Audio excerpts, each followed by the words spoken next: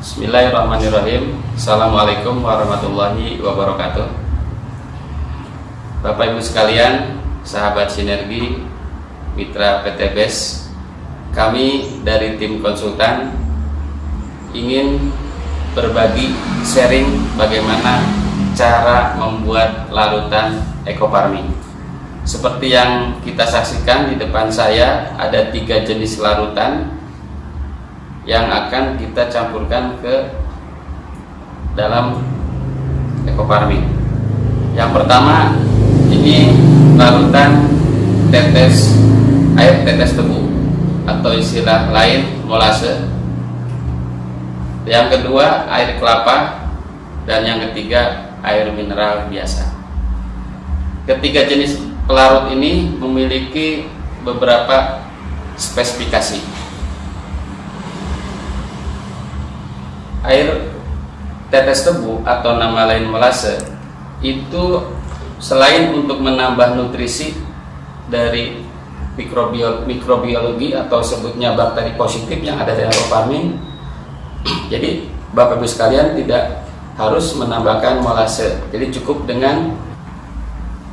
Dan yang berikutnya ini larutan kelapa. Larutan kelapa ini selain sebagai pelarut juga memiliki spesifikasi lain, yaitu bisa menambah daya maksimal daripada larutan biofarming karena di dalamnya banyak nutrisi atau mineral yang ada dalam kandungan air kelapa itu sendiri. Dan yang ketiga itu air biasa. Ini yang sudah umum dilakukan oleh Bapak Ibu sekalian dalam melarutkan ekofarming. Namun di sini untuk air biasa tidak ada kelebihan lain sebatas hanya pelarut. Kita perhatikan, ini sambil contoh. Untuk ekofarming yang akan kita larutkan, ini bentuknya, kita buka. Boleh berdiri nih. Nah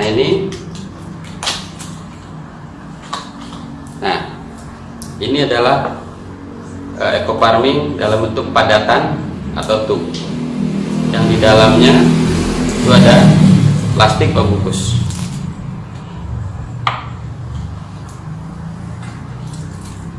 Ternyata di dalam tub ini juga dalam kemasan ada buku petunjuk untuk penggunaannya, baik kebutuhan jenis tanaman maupun dosis standar yang ada dalam brosur ini. Kita buka lagi.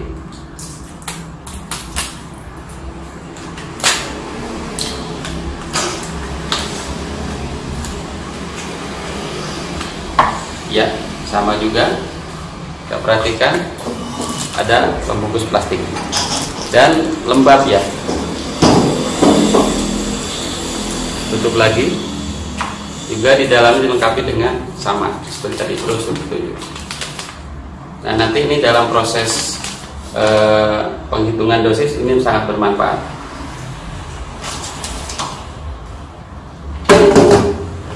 Mari kita langsung saja tata cara pembuatan larutan, mulai dari larutan tetes tebu ya.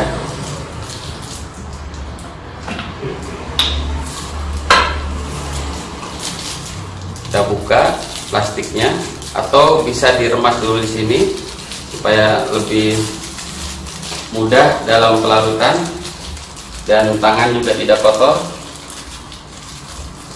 Dan kenapa di dalam plastiknya? Ini satu alasan supaya tangan kita barangkali kalau yang masih belum disterilkan bisa menunjukkan kontaminasi. Ini maaf contohnya tidak pakai alat sarung tangan, tapi sengaja saya supaya lebih steril, jadi diremukannya di dalam plastiknya saja. Kita masukkan.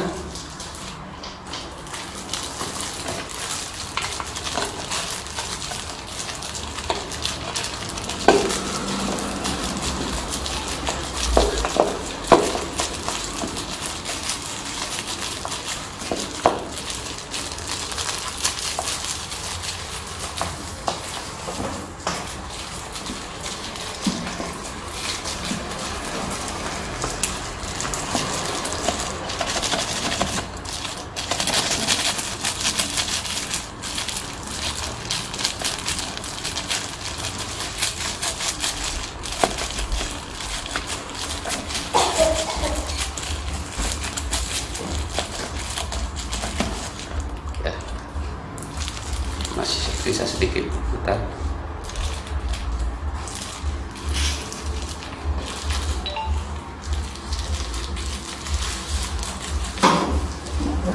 Ya, ini larut ekoparmin yang sudah dihancurkan dan dimasukkan ke wadah yang akan kita jadikan biang ekoparmin.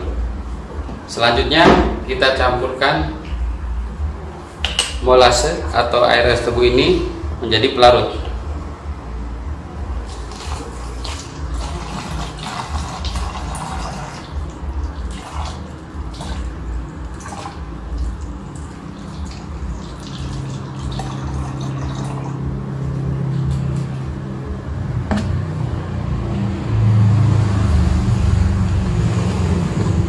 Perlu diketahui juga isi normalnya ini 600 ml, sementara saya asumsikan posisi di sini berarti sekitar setengah liter. Jadi kalau 2 hitung ditambahkan 1 liter.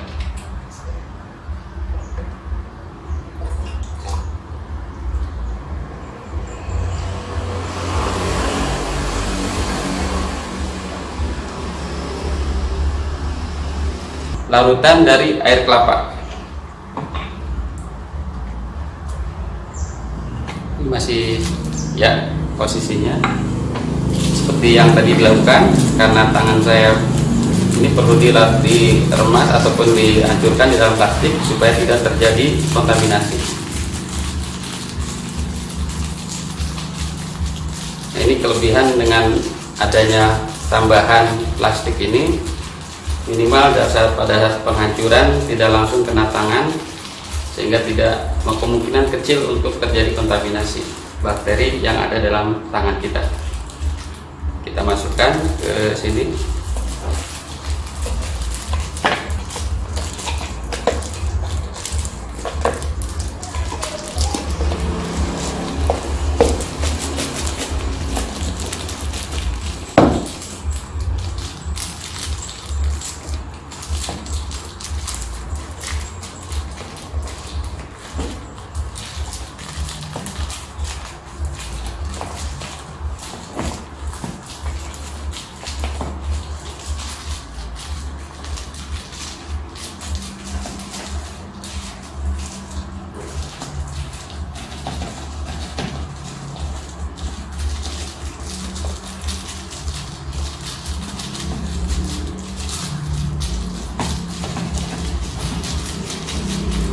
Memang karena lengket jadi agak lumayan untuk memasukkannya, tapi nggak masalah, yang penting bisa masuk semuanya dengan ukuran yang sama. Kita tutup.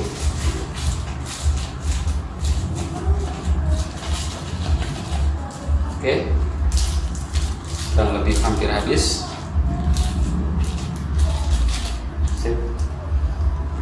Kemudian ini hasil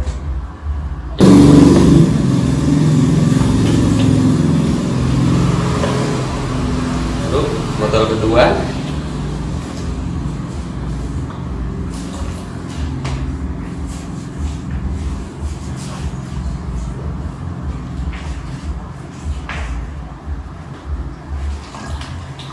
Kita petak sedikit supaya ampas bisa langsung masuk. Ya, selesai untuk pembuatan larut biang larutan biang ekoparmin dengan bahan pelarut air kelapa, dan proses penutupan harus rapat juga, kemudian diaduk. Ini hasil yang sudah jadi biang ekoparmin dengan pelarut air kelapa.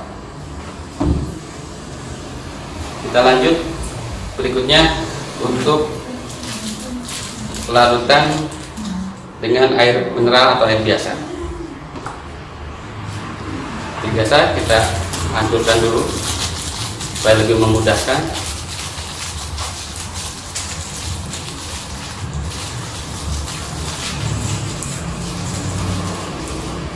Kita buka botol untuk penyimpanannya.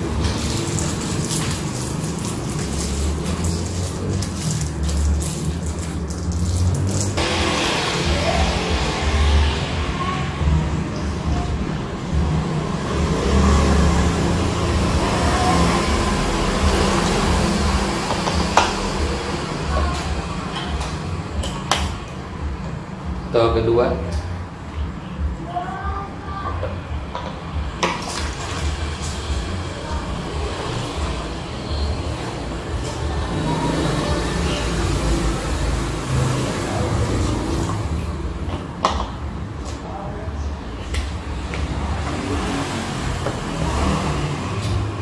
Ditutup rapat supaya memudahkan untuk pengadukan.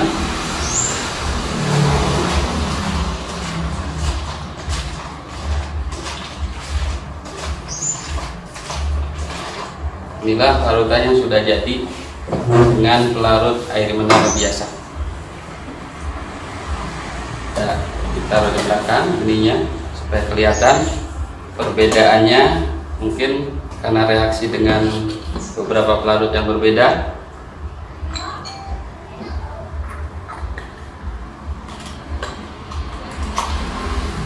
Nah, ini kita susun dulu supaya kelihatan lebih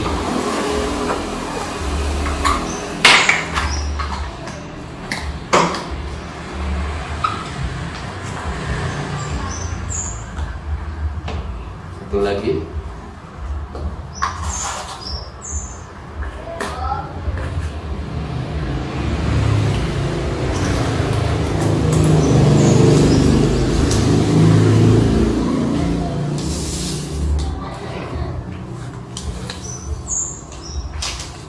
Inilah hasil dari pelarutan Ecoparmin dengan 3 jenis pelarutan,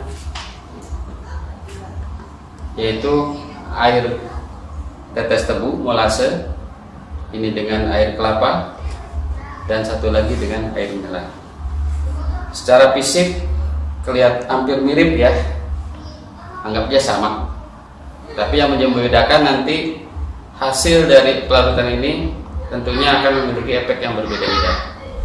Yang pertama, ini jelas dengan molase kita tidak perlu lagi menambahkan molase untuk dalam waktu penyimpanan yang lebih lama. Yang kedua, ini juga sudah mengandung mineral, bahkan ya air kelapa juga di dalamnya ada glukosa. Jadi ini sudah tidak perlu lagi ditambahkan molase atau nutrisi mikroorganisme.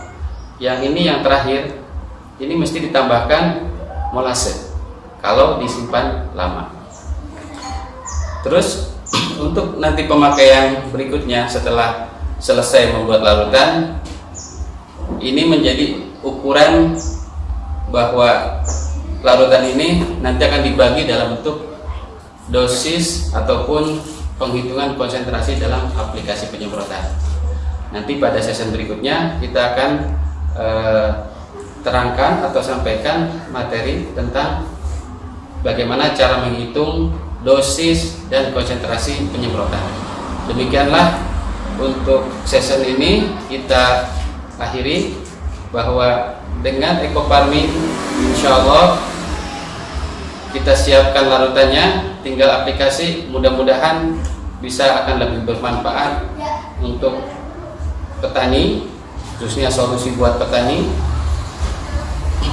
Harapan kami dengan menggunakan farming ini dan cara pelarutan yang benar itu memberikan dampak yang lebih positif dan lebih kedepannya petani menjadikan solusi untuk pemupukan berimbang.